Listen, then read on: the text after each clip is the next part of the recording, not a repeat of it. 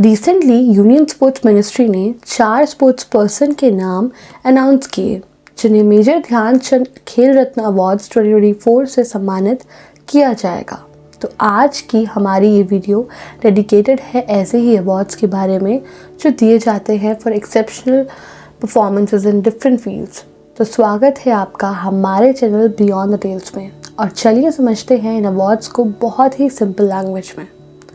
सबसे पहले बात करते हैं भारत रत्न की। ये भारत का सर्वोच्च नागरिक सम्मान है।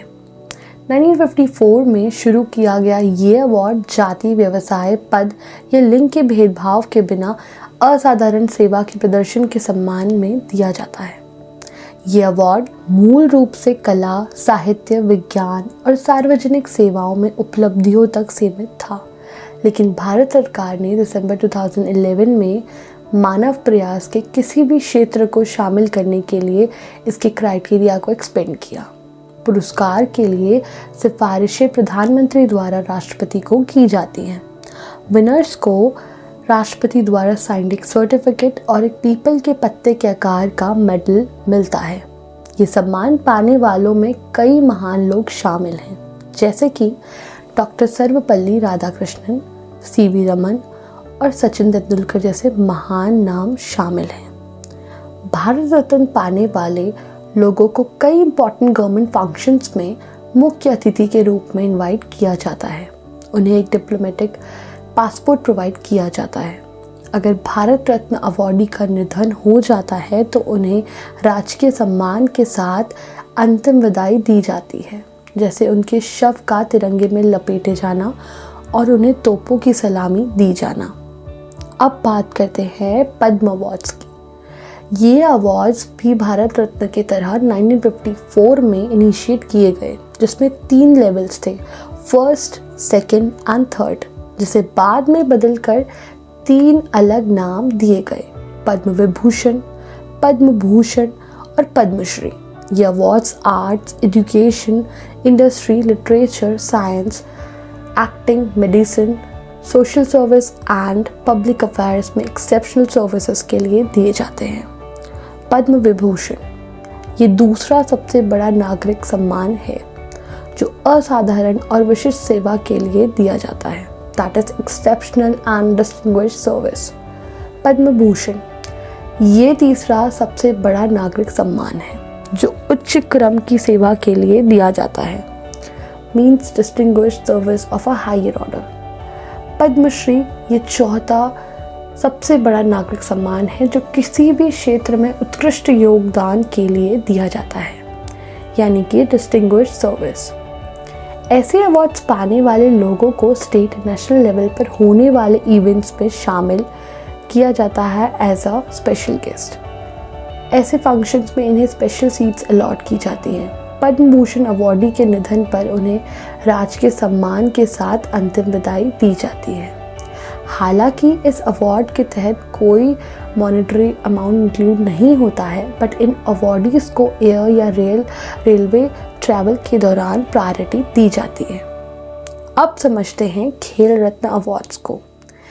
91-92 में इनिशिएट किए गए ये अवार्ड्स पहले राजीव गांधी खेल रत्न अवार्ड्स के नाम से जाने जाते थे, जिसका नाम 2021 में बदलकर मेजर ध्यानचंद खेल रत्न अवार्ड कर दिया गया। ये खेल के क्षेत्र में भारत का सबसे बड़ा सम्मान है। ये अवार्ड उन खिलाड़ियों को दिया जाता है जिन्होंने खेलों में लगातार बेहतरीन प्रदर्शन किया हो और भारत का नाम रोशन किया हो। इस अवार्ड के तहत एक पदक, प्रमाण पत्र और नकद राशि दी जाती है। सचिन तेंदुलकर, पीवी सिंधु और विराट कोहली जैसे खिलाड़ियों को ये सम्मान मिल चुका है।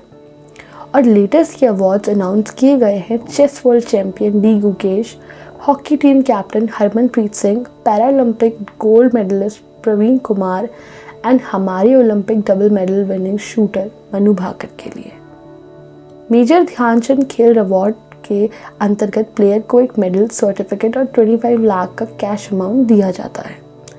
कई स्टेट्स एंड सेंट्रल गवर्नमेंट की तरफ से ऐसे अवॉर्डीज को गवर्नमेंट जॉब के लिए प्रायोरिटी दी जाती है, या फिर अगर अवॉर्डी ऑलरेडी गवर्नमेंट जॉब में हो तो उन्हें promotions and special facilities provide की जाती है। आजकल एज वी ऑल नो कि एक बार मेडल जीतने पर प्लेयर्स को कई sponsors and endorsements deals easily मिल जाती हैं। कई स्टेट एंड नेशनल इवेंट्स में इन्हें स्पेशल गेस्ट के तौर पर इनवाइट किया जाता है। इन प्लेयर्स को अच्छे से अच्छे रिसोर्सेज एंड ट्रेनिंग प्रोवाइड की जाती है ताकि उनकी परफॉर्मेंस और बेटर की जा सके। एट द एंड अपने खेल करियर के बाद ये प्लेयर्स स्पोर्ट्स मिनिस्ट्री जैसे डिपार्टमेंट के लिए भी काम कर सकते हैं। खेलों के क्षेत्र में सेकंड हाईएस्ट अवार्ड है अर्जुन अवार्ड, जो खिलाड़ियों को उनके उत्कृष्ट प्रदर्शन के लिए दिया जाता है।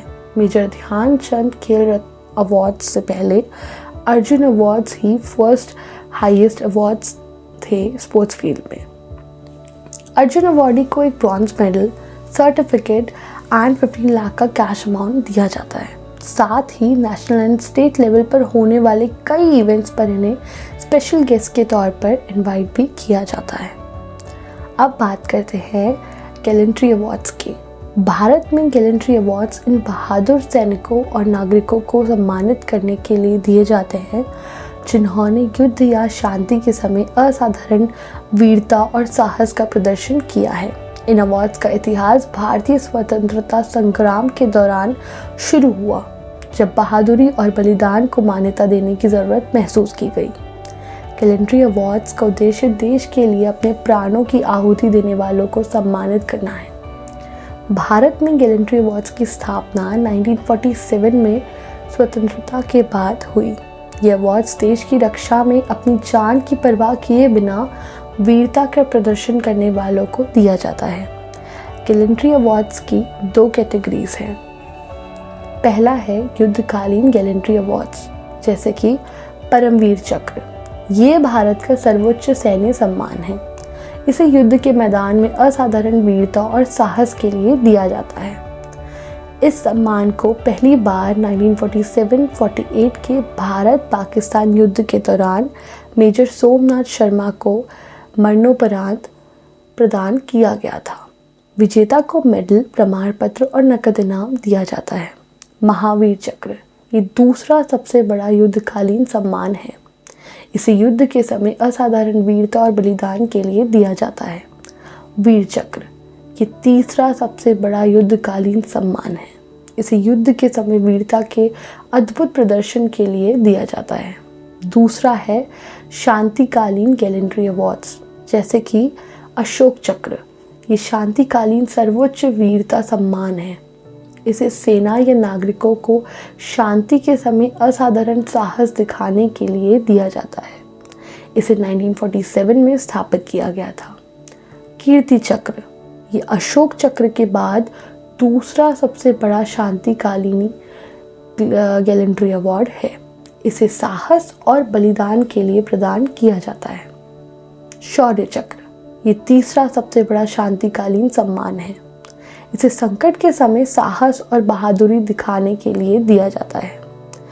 गैलेंट्री अवार्ड विजेताओं को राष्ट्रपति के हाथों से ये अवार्ड दिया जाता है।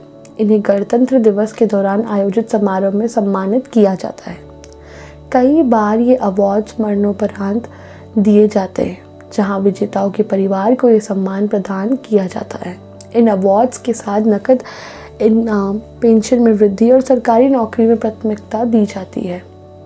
कई राज्य सरकारें विजेताओं को घर, ज़मीन और अन्य सुविधाएं भी प्रदान करती हैं। गैलेंट्री अवार्ड रिसीव करने वालों को उनके योगदान के लिए राजकीय सम्मान दिया जाता है। Major Somnath Sharma, captain Vikram Batra, lieutenant Arun Khetarpal जैसे कई बहादुर सैनिकों को ये अवार्ड्स दिए गए हैं। हमारे देश में ये परंपरा रही है कि जो लोग समाज, राष्ट्र और मानवता के लिए उत्कृष्ट योगदान देते हैं उन्हें सम्मानित किया जाता है। ये अवार्ड्स केवल सम्मान नहीं बल्कि प्रेरणा भी हैं, जो हमें और बेहतर करने के लिए प्रेरित करते हैं। तो दोस्तों, ये थी जानकारी भारत के विभिन्न अवार्ड्स के बारे में।